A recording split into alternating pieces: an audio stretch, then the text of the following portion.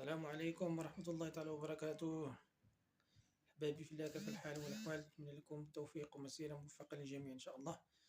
اليوم حبيت ندير معكم هذا الفيديو هذا ونجاوب الناس اللي كيسولوا على الإحصاء الصحراوية اللي هي زيادة الوزن والنحافة واللي فقر الدم والقولون العصبي والجرثومات المعدة، المهم مفيدة وطبيعية وبمكونات طبيعية، يعني موجودة في السوق، يعني بعيدة عن الأدوية وداكشي اللي كيديرو فيه ديال الفرماسيانات وداكشي ديال الصيدليات.